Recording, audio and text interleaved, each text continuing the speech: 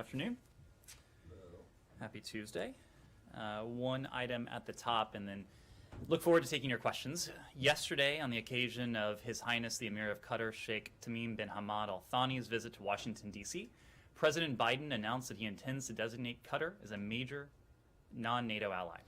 The president's decision is a symbol of the strong relationship and strategic partnership between our two countries. Qatar served as the first and primary transit destination for over 60,000 evacuees from Afghanistan, including U.S. citizens, lawful permanent residents, special immigrant visa applicants, and our Afghan partners last August, and it continues to act as our protecting power in Afghanistan. Qatar stands with us as a member of the de-ISIS coalition. It's a member of the Riyadh-based Terrorist Financing Targeting Center, and has actively participated in 5 rounds of multilateral sanctions designations against major U.S. and UN-designated terrorist organizations. Yesterday's signing of more than $20 billion deal between Boeing and Qatar Airways Group, which will support tens of thousands of U.S. manufacturing jobs, also highlights the strong economic and commercial partnership Qatar and the United States share. As we celebrate the 50th anniversary of U.S.-Qatar diplomatic relations this year, we look forward to building on our strong foundation with an eye to the next 50 years of partnership between the United States and Qatar. With that, happy to take your questions on this or anything else. I think it won't surprise you that I would like to move to Ukraine. Okay. Although if someone does have a question about Qatar and major non-NATO allies status, I'm happy to defer. But if not, Ukraine. So recognizing that a lot has been said today about Ukraine by President Putin, by Foreign Minister Lavrov, by Secretary Blinken on Twitter, by senior U.S. officials. Is there anything new that you can report to us in terms of the diplomacy and what that will look like going forward? You will have seen that Putin said that he was open to continued talks, but there doesn't seem to be any kind of, at least not yet, there doesn't seem to be any kind of definite timetable for that. So Matt, as you know, we issued a written readout of the Secretary's call with Foreign Minister Lavrov earlier today. I won't go through that as everyone has it now, but I'll make a couple other broad points. The Secretary made clear to Foreign Minister Lavrov, as he has before, that we are prepared to engage in serious diplomacy with the Russian Federation on a reciprocal basis. He also made clear that the non-paper we sent over, our response to the so-called treaties that the Russian Federation published the other week, contain a wide range of serious substantive proposals. And we believe, when you think about the Venn diagram between our security concerns, the collective security concerns of the United States and the transatlantic community, and then the stated security concerns of the Russian Federation, we believe that there is an intersection there where we can address those mutual concerns on a reciprocal basis. Those, of course, include our concerns, the concerns of our allies and partners, but also the stated security concerns of the Russians. Now, that will require intensive, substantive, serious, sustained diplomacy if we are to get there. We are prepared for that. The Secretary also made the point that this diplomacy, if it is to bear fruit, will need to take place in a context of de-escalation. That is something, of course, that we have yet to see. We heard from Foreign Minister Lavrov this morning, and I will primarily leave it to the Russians to characterize their response, but that we heard again that they are working on a formal response to the U.S. non-paper that was sent over the other day. That draft will go to President Putin, as we have known and expected all along. And when President Putin has a chance to review it and approve it, it will be coming to the United States.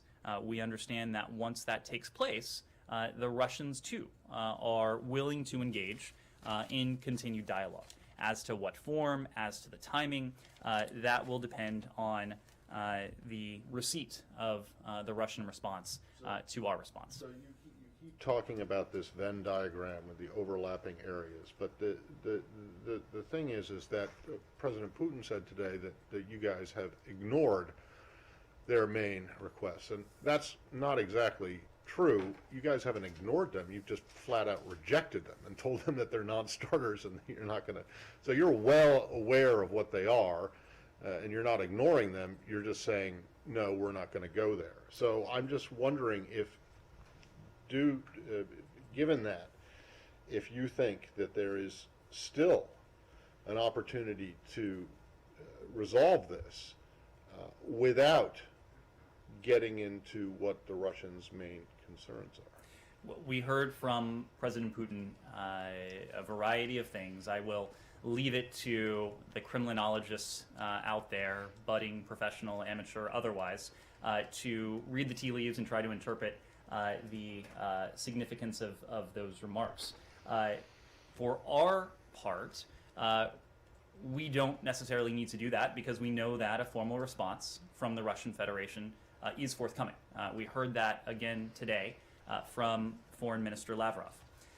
So we have been clear and consistent since we started this process that there are areas where we believe there is maneuverability, that there is room to engage in substantive discussions together with our allies and partners with the Russian Federation on areas where, frankly, we have security concerns. The Russians will put their concerns on the table. And again, in full coordination with our allies and partners, we'll see if there is room to address those concerns. We believe there is. Now, to your question, the response that we provided to the Russian Federation the other day, it did address the points that have been raised by the Russian Federation. That doesn't necessarily mean that the Russians will agree with the way in which they were addressed. And I think, as you've heard us say all along, it will not come as a surprise to you that there are some areas where we think diplomacy can lead to progress, can redound positively on the security interests of the United States, of the transatlantic community, but also potentially Russia, while other areas are non-starters. And those areas that we've said all along are non-starters. The idea that a country, any other country, can impinge on the security arrangements, the alliances, the partnerships of another country, the inviolability of international borders, sovereignty, territorial integrity. You're right that there is no trade space, none, when it comes to those issues. That should not, and I assume did not, come as a surprise to the Russian Federation or to anyone else as we described what was in our response, because we've been crystal clear about that. Francesca. How do you envision this intensive, substantive, sustained, serious diplomacy we're talking about? Is this going into rounds of negotiations in Geneva over 1-2 years with Russia? Is that what you're envisioning? I don't think that time frame is what any of us have in mind as an initial matter, at least. What I can say is that for the past several weeks, we have been, together with our allies and partners, engaged in diplomacy with the Russian Federation in a variety of venues and fora. We have done this bilaterally through the Strategic Stability Dialogue that Deputy Secretary Sherman engaged in with her Russian counterpart, Mr. Ryabkov, in Geneva the other week. We have done this in the context of the NATO-Russia Council, together with our NATO allies. We've done this in the context of the OSCE, with all of the participating member states of the OSCE, of course, of which Russia is a member. And Secretary Blinken had an opportunity, again bilaterally, but outside the formal SSD context, the context of the Strategic Stability Dialogue, to engage with Foreign Minister Lavrov in Geneva the other week. So we are prepared to continue through all of those venues, through all of those fora. What matters most to us is that our diplomacy, our collective engagement with the Russian Federation continues to be conducted in full consultation and coordination with our partners and allies. Oftentimes that will take place, we expect, with our allies and partners sitting next to us at the table, as would happen at the NATO-Russia Council, at the OSCE. If it were to involve another bilateral engagement, which we are open to, we would continue to do that in full consultation and coordination with our allies and partners. Nothing about without. That is not a mantra that we are ever going to abandon or discount in any way. And I think you actually saw that today after Secretary Blinken had an opportunity to speak with Foreign Minister Lavrov. He then immediately picked up the phone and spoke with NATO Secretary General Jens Stoltenberg, OSCE Chairman in Office Zbigniew Rau, EU High Representative Josep Borrell. The Secretary thought it was important to engage them immediately on his discussion with Foreign Minister Lavrov. They had an opportunity to discuss that engagement. They also had an opportunity to discuss our approach to the Russian Federation going forward, both in terms of diplomacy and dialogue, which remains our preferred course, but the alternative course that we are continuing to pursue, the course of defense and deterrence. Are you in any way more confident today after hearing from Foreign Minister Lavrov, after hearing President Putin at his press conference, that an aggression against Ukraine can be avoided by diplomacy? I'd make a couple points. One, this is not about optimism. This is not about pessimism. This is about a clear-eyed approach to what to us and what to our allies and partners is a clear threat to international peace and security. So these emotions, these orientations, one way or another, to us, it is about the stakes of this, and the stakes for us are very clear. Number two, again, we are just not going to be in the business of parsing, certainly not publicly, statements we hear from senior Russian officials, because we understand again today that we'll be in receipt of a formal response that has been approved by President Putin that presumably will detail precisely and in specific language where the Russian Federation stands. Andrea. Thank you, Ned. Is there, speaking of time frames, is there a time frame beyond which, if you don't see any signs of de-escalation, there could be a number of steps? There's pressure from the Senate, in fact, for sanctions before any kind of kinetic action. Could the U.S., is there some limit to how long you can have 130,000 plus troops and other military equipment, missiles in Belarus? And if I may just say something also on a point of personal privilege. I don't know what else has been said in this room, but I just want to say that a remark on the passing of a real pioneer, one of your predecessors, Phyllis Oakley, who was just such an inspiration to women in this building and to the reporters who cover this building, because of the written and, most importantly, the unwritten rules of gender discrimination in the Foreign Service. And she really persevered and broke through. So she was a great standard bearer. Among other titles, she was an Assistant Secretary of State. She was also a Deputy Spokesperson and spent some time speaking to your predecessors as well. So she is someone who has really left her mark on this institution. You saw that the department issued condolences to her family, and to her loved ones, and noted the legacy she leaves behind, a legacy that was integral to doing what was long overdue, ensuring that women were fully engaged, able to be fully engaged in this work, and that married women had the same rights as their male counterparts. So we do know her passing, and appreciate you raising that. In terms of the time frame, our goal here is to forestall, is to prevent, is to deter a further Russian invasion of Ukraine. So only the Russian Federation can determine how long this goes on for. We are ready either way. We are ready if the Russians are willing to continue down the path of diplomacy and dialogue in good faith. Again, knowing that this is a process that, if it is to be effective, has to take place in the context of de-escalation. We are equally ready, however, if the Russians determine that they are set on the path of further and renewed aggression.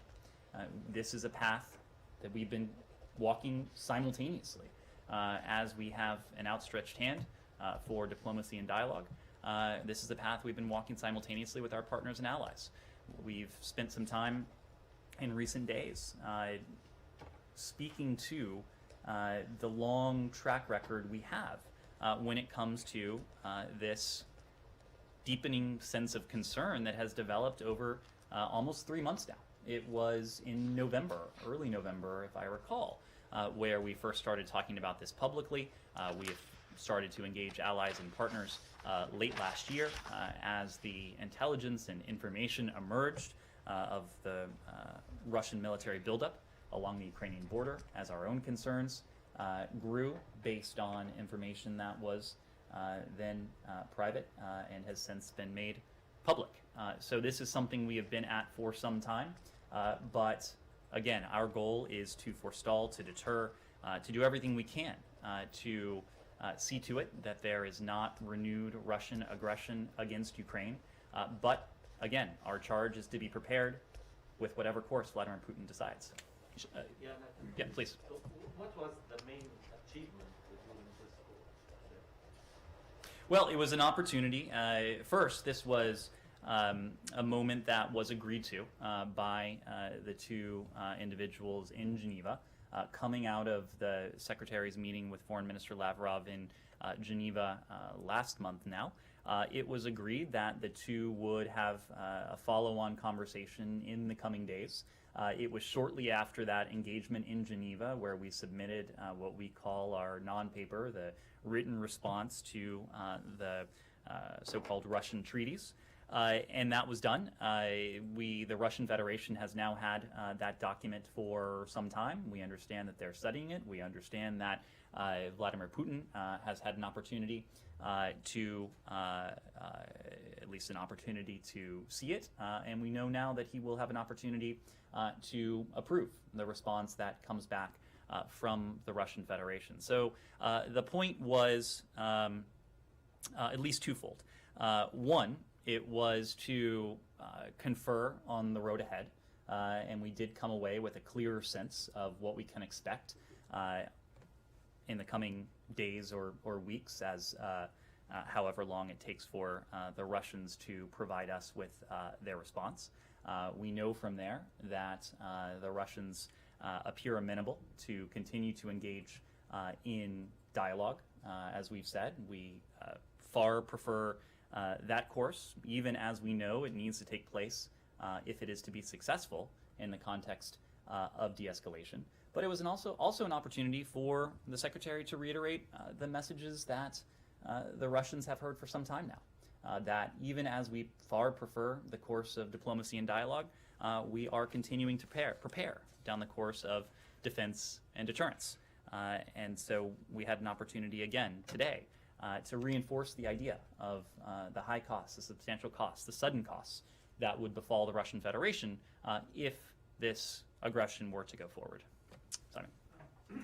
Now that Secretary Blinken and Foreign Minister Lavrov has now spoken twice, they've exchanged papers. Now you said the response will go through Putin, and then afterwards Blinken and Lavrov will speak again. I wonder, is it then time, because there doesn't seem to be anything changing in terms of both sides' position, is it then time for the two presidents to speak again after that response has come? You know, does it need to escalate to that level? It really depends on where we are. You've heard repeatedly from President Biden, I believe most recently during his press conference last month now, that he and we remain open and amenable to another leader-level engagement between President Biden and President Putin. They've had an opportunity to speak on the phone. They have seen each other on the screen within recent weeks. If we believe we're at a moment where another leader-level engagement has the potential to move the ball forward when it comes to this diplomacy, that is certainly something we're open to and amenable to.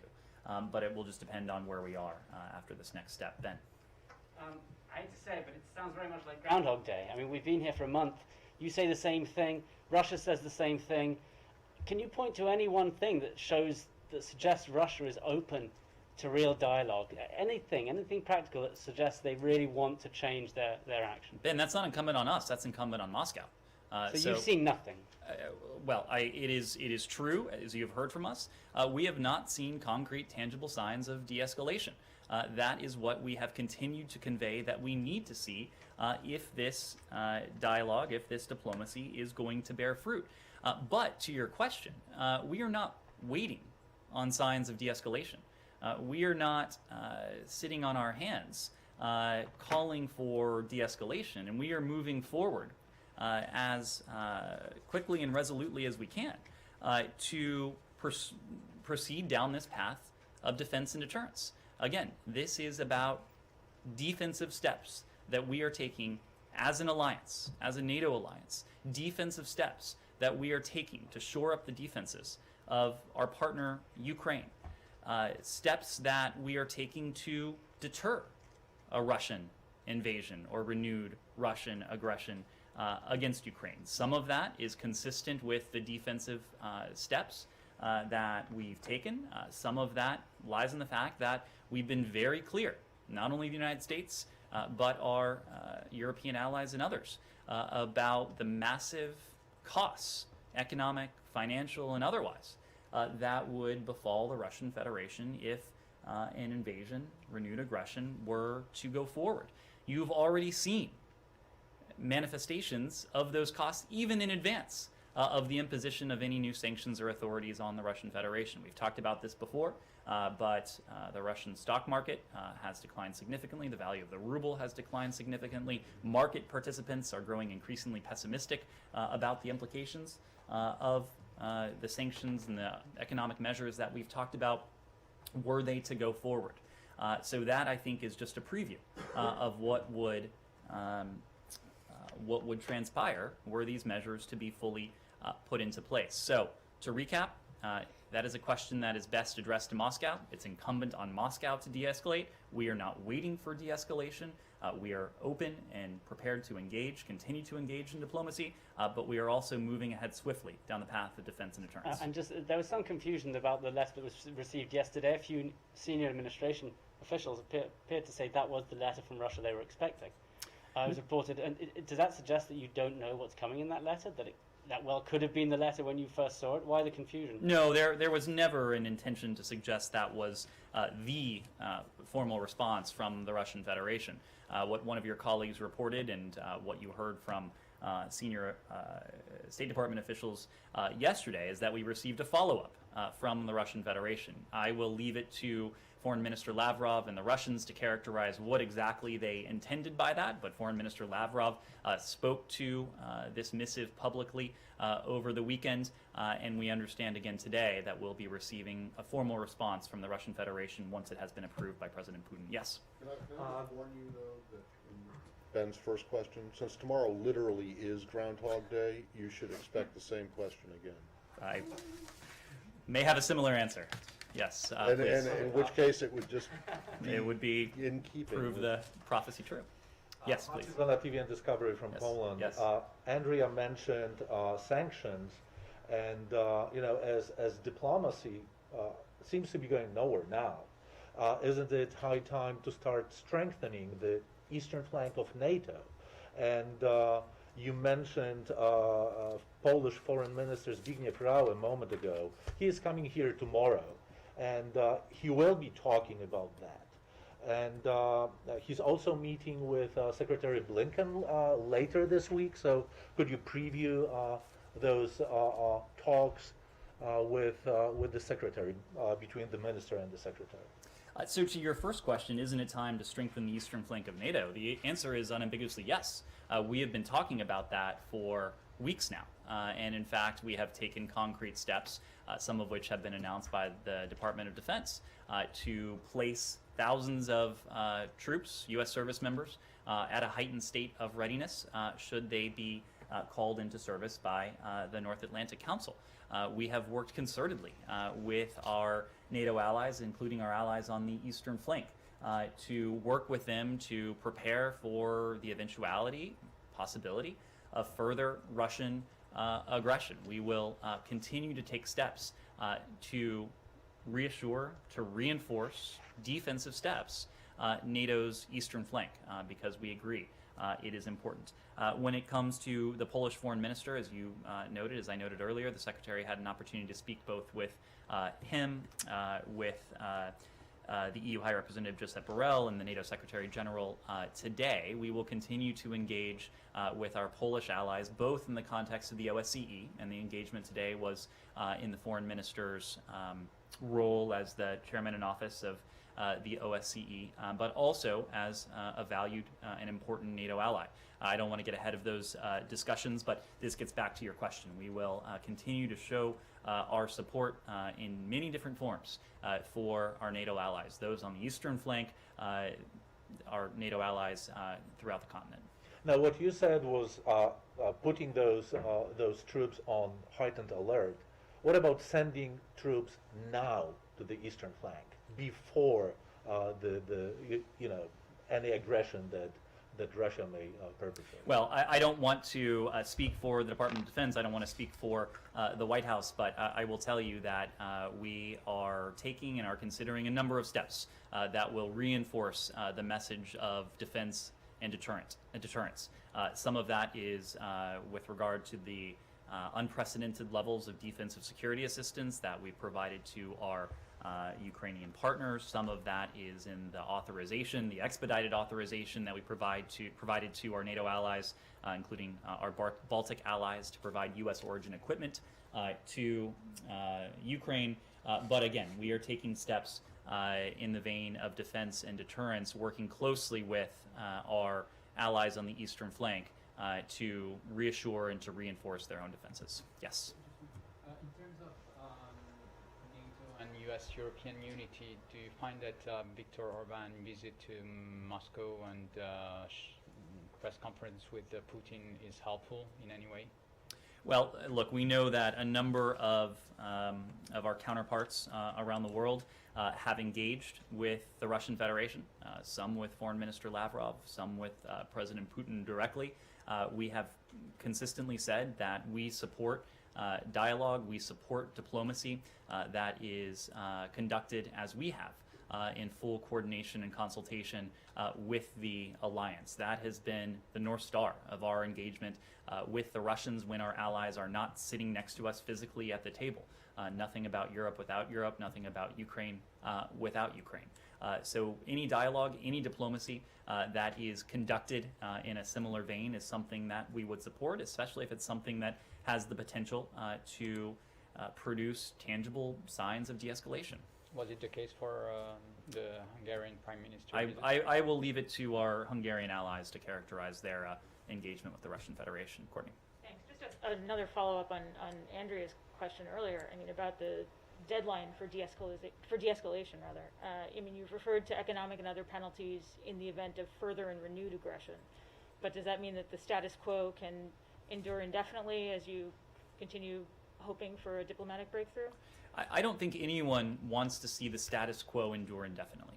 And I say that because this massive Russian buildup along the border with Ukraine, the dispatch of troops into what should be sovereign, independent territory of Belarus, all of this heightens tensions. All of this increases the possibility of, whether by accident, whether by miscalculation, whether by the fabrication of pretext, that this buildup gives way to conflict. That is certainly not something we want to see happen. So no one is happy about the current situation. No one wants to see this buildup remain as it is for any longer than is necessary. That's why we've continued to call for de-escalation, and why we have continued to call for tangible signs of de-escalation. Let me move back to Peter. Yeah, I wanted to actually to follow up on that same point. I mean, because all of this seems to put the US in a very kind of reactive position where there's a risk of State Department priorities being set by Vladimir Putin, is there a point at which this diplomatic process, taking up so much of the Secretary's time, so much of other senior officials' time, and ultimately surely detracting from efforts to pivot to Asia and focus on competition with China, is there a point at which this just needs to end? We're a large country. We're a large department. Not to use once more an overused metaphor, but we can walk and chew gum at the same time. In recent days alone, you've seen the president, you've seen the secretary engage with the Emir of Qatar. You're seeing him today with his Cypriot counterpart. You're seeing us engage on any number of challenges and opportunities in the region. So it is not the case that even as we are intently focused on a challenge, even something we might call a crisis like this, that it crowds out our ability to focus on the other challenges, the other opportunities that faces the United States. So there's no time limit? Again, we do not want to see this escalation of tensions last any longer than is necessary. We are calling for immediate de-escalation. That is what we want to see happen. Yes? Were you able to achieve an agreement with Qatar regarding providing Europe with gas in case of a crisis? This is something, when we talk about the contingency planning that we do, not necessarily in the vein of defense and deterrence, but in the vein of prudent planning that we've discussed with a number of energy-producing countries around the world. We know that the strength, we know that the severity, we know that the suddenness of the measures that we are prepared to put in place on the Russian Federation could have impacts well beyond Russia, including in terms of energy supplies. And so that's why we have had regular, frequent, substantive conversations with countries around the world on how we might mitigate some of those impacts, and we certainly believe we'll be in a position to do so. Amnesty came out with this report accusing Israel of imposing apartheid on the Palestinians with policies of segregation, dispossession, and exclusion that amount to crimes against humanity. What's the U.S. government's response to that? Do you agree with the conclusions of this report, and do you share those concerns about the situation there in Israel? Well, Simon, you know that as a general matter, we don't offer public comprehensive evaluations of reports by outside groups. We have our own rigorous standards and processes for making determinations on potential human rights abuses, for documenting what we see take place around the world, including on an annual basis in the Human Rights Report. What I will say, however, is that we reject the view that Israel's actions constitute apartheid. The department's own reports have never used such terminology. We are committed to promoting respect for human rights in Israel and the West Bank and the Gaza Strip. We have an enduring partnership with Israel, and we discuss a wide range of issues with our Israeli counterparts, including those related to human rights. We support the efforts of the Israeli government, of the Palestinian Authority, alongside human rights activists, to ensure accountability for human rights violations and abuses. And we continue to emphasize to Israel and to the Palestinian Authority the need to refrain, as you've heard us say repeatedly, from unilateral actions that exacerbate tensions. This includes the annexation of territory, settlement activity, demolitions, incitement of violence, and the providing of compensations for individuals imprisoned for acts of terrorism. We take all allegations of human rights abuses seriously. That is true around the world, including allegations of arbitrary detention, and we continue around the world to urge respect for human rights. Do you think it comes from a place of anti-Semitism to make those accusations? That's what Israel's response to Amnesty has been. We have had an opportunity to speak about this with our Israeli counterparts. They have conveyed their objections to the report. As we've noted, we don't offer our own public comprehensive evaluations of reports, but we certainly reject the label that has been attached to this. When speaking about Israel, one other point here, we think that it is important, as the world's only Jewish state, that the Jewish people must not be denied their right to self-determination, and we must ensure there isn't a double standard being applied. Ned, it may be true that you don't offer public comprehensive evaluations of outside reports, but you certainly cite them quite a bit in your own human rights report. And I went back and looked, and in terms of just the last human rights report cited Amnesty International on Ethiopia, on Cuba, on China and Xinjiang, on Iran, on Burma, on Syria, on Cuba, and those references are endorsements of what this group, Amnesty, and then other groups as well that are cited have found.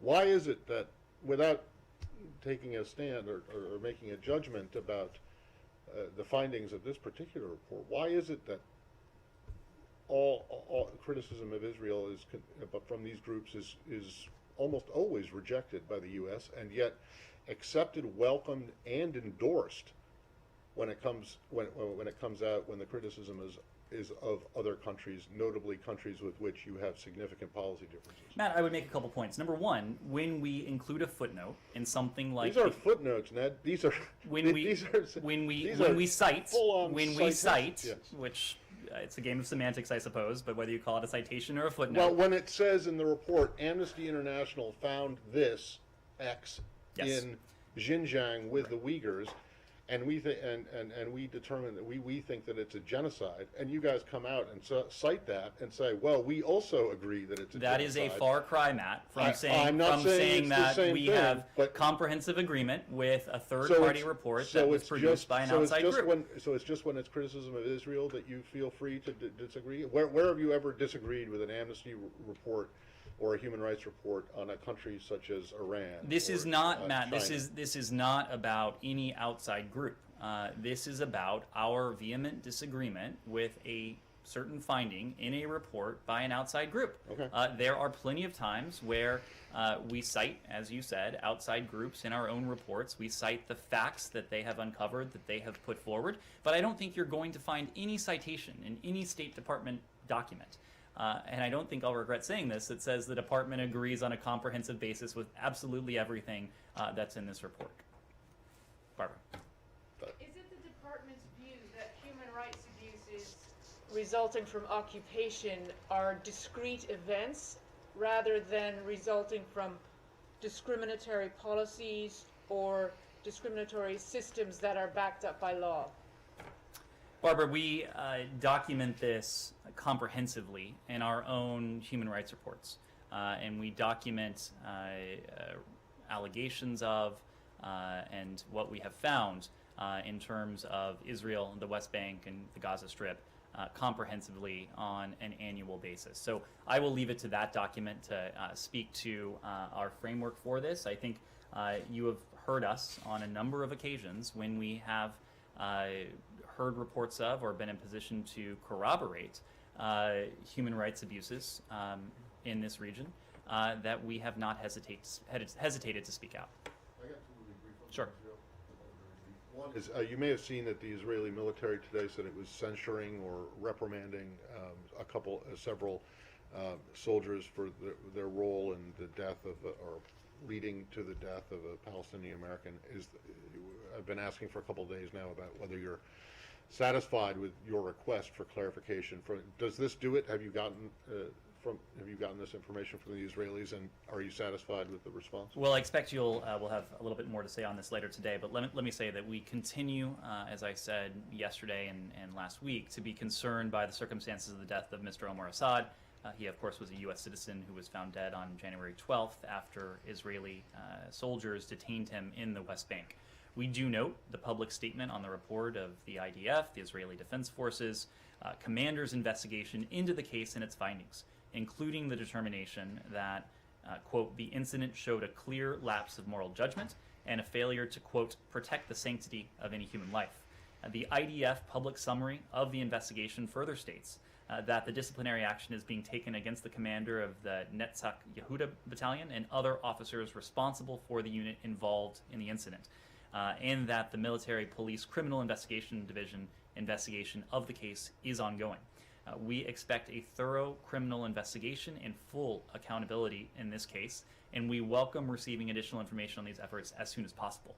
We continue to discuss this troubling incident with the Israeli government. Okay, so what the IDF announced today is not satisfactory in and of itself? You want a criminal investigation? We are continuing to discuss this. These are public statements that have come from the IDF. Again, we know that the investigation itself is ongoing, so it's something I expect we'll continue to discuss with our Israeli And then counterparts. one other one, and this is really brief, and it's kind of minor, but it has attracted some attention, and that is yesterday after his conversation with Foreign Minister Lapid. It was the Secretary's conversation with the Secretary.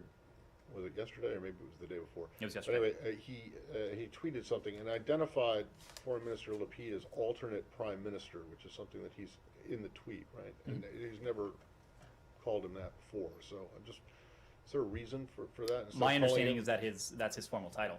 Well, his title is also Foreign Minister. Right.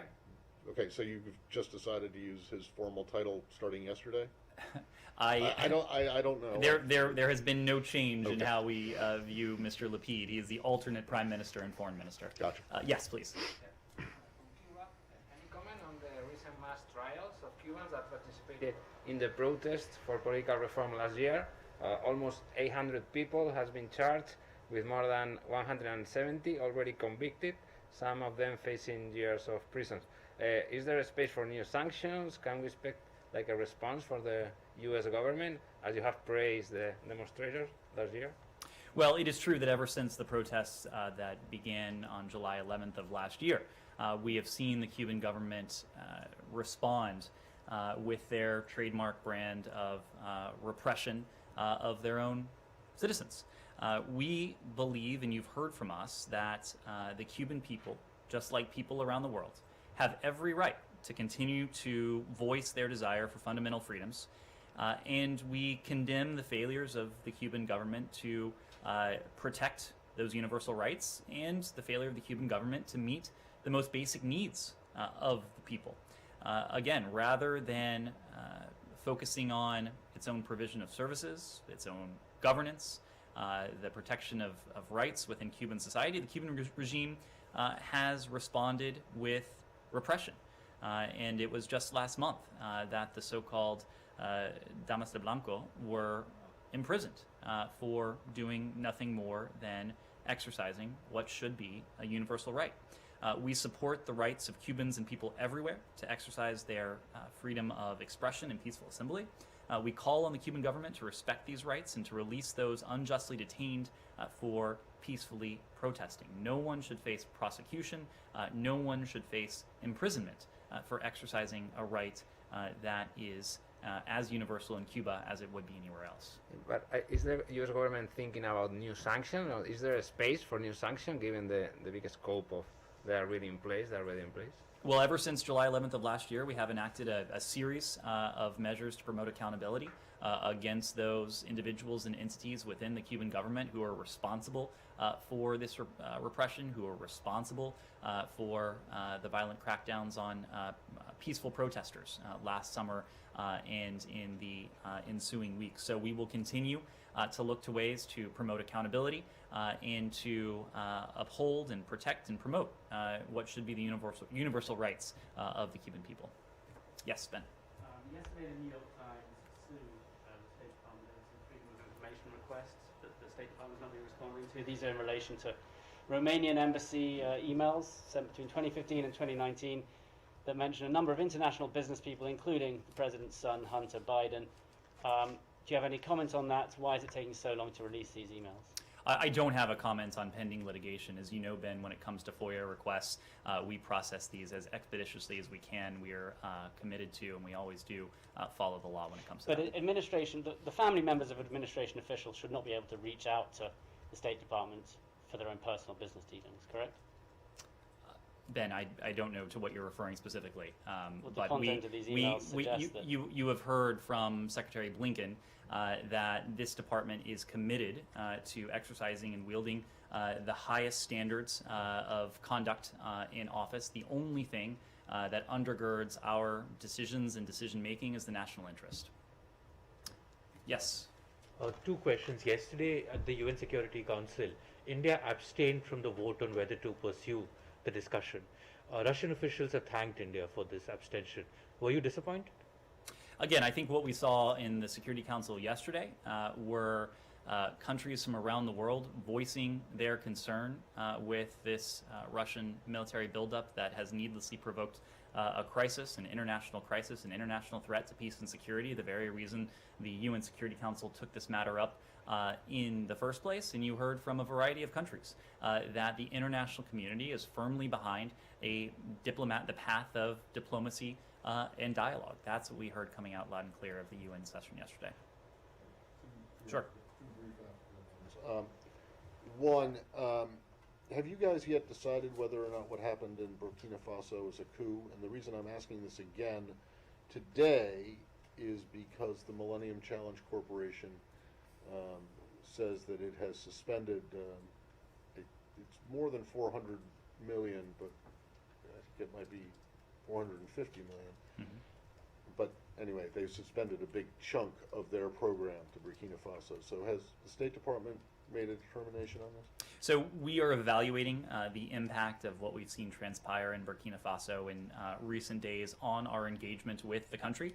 It's too soon for us to get into specifics in great detail, but we've called for restraint by all actors as we carefully review the events on the ground for potential impact on our assistance. What I can say now is that we have paused most assistance for the government of Burkina Faso as we continue to monitor the situation. Well, can you be a little bit more specific about that? I can't. When you say most, what does that mean? Most means most. It means the majority. I can come up with other synonyms, but no, I'm not looking for a synonym for most. I'm looking for like a number.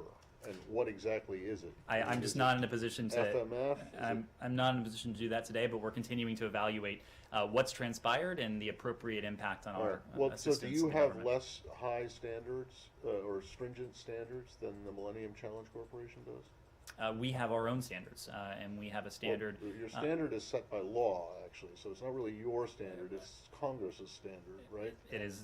You are not incorrect, but yes, it is a standard that we hew to. And so that standard has not yet been met. Matt, it is a standard against which we are evaluating what has transpired. So when we're if we are in a position to offer an evaluation against the standard, we will let you know. And then, do you know?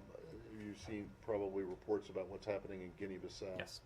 Do you have anything to say about that? We're monitoring those reports closely. They just began to emerge several hours ago, so we are continuing to watch closely. Yes? To remain in the region, what do you make of the huge differences appearing every day between Mali, the government, the junta in Mali, and France and Europe? And do you fear this could be a real blow to the counter-terrorism operations in the region, in the Sahel? Well, as you know, our French allies are indispensable partners in the counterterrorism effort, whether it is in the region or beyond, but certainly in the region. When it comes to what we have seen transpired between the government of Mali and our French allies, I would refer to them for any comment. Thank you all very much.